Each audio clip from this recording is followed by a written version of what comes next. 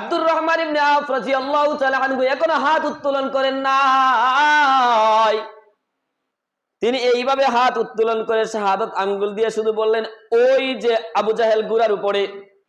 এই কথাটা বলার সাথে সাথে তিনি ডান দিকে তাকালেন, দেখলেন সাহাবী নাই, বাম দিকে তাকালেন, দেখলেন সাহাবী নাই। মুআয ইবনে আমর, মুআয ইবনে আফরা রাদিয়াল্লাহু তাআলা আনহু বাজ পাখির মতো চলে গেলেন। সমস্ত কাফির মুশরিকদের সমস্ত দলকে বের করে যেই জায়গার মধ্যে আবু জাহেল ছিল, যেই জায়গার মধ্যে আবু জাহেলের ঘোড়াটা ছিল, আবু জাহেলকে তো এত উঁচুর মধ্যে হত্যা করতে পারবে না, তরবারি দ্বারা আঘাত করতে পারবে না। সাথে সাথে গিয়ে আবু জাহেল যেই ঘোড়ার মধ্যে ছিল, এই ঘোড়ার ঠ্যাঙের মধ্যে, পায়ের মধ্যে একটা আঘাত করলো, সাথে সাথে ঘোড়াটা মাটিতে পড়ে গেল। ঘোড়াটা যেই সময় মাটিতে পড়ে গেল, আবু জাহেল মাটিতে পড়ে গেল, ওই সাহাবায়ে কেরাম আবু জাহেলের গর্দানের মধ্যে এমন ভাবে আঘাত করলেন, আবু জাহেল সাথে সাথে ধরাশায়ী হয়ে গেল, মৃত্যু কোলে ঢলে পড়লো। যেই সময় আবু জাহেলকে হত্যা করা শেষ, যেই সময় আবু জাহেলকে আঘাত করা শেষ, আরেকজন সাহাবী আসলেন, আবার আঘাত করতে লাগলেন।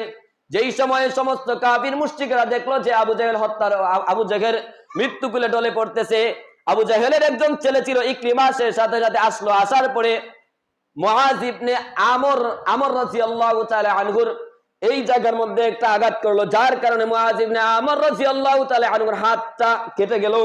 হাতটা কেটে মাটিতে পড়ে না, একবারে বিচ্ছিন্ন হয় না, একটু চামড়া এই জায়গায় লেগেছিল, এই হাতটা এভাবে লটকে ছিল।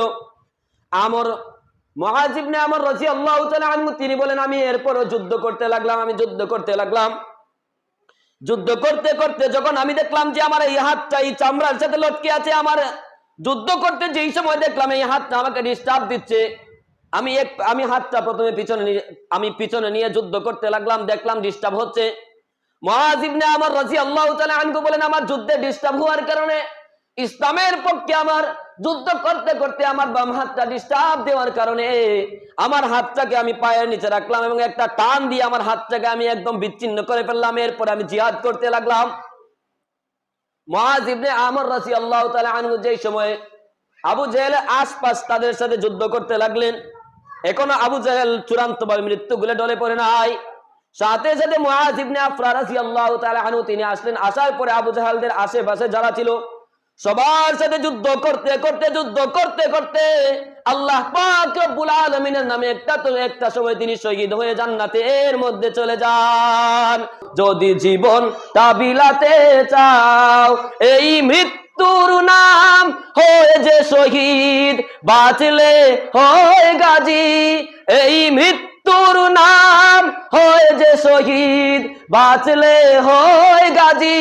এ পথে মরলে মহান প্রভু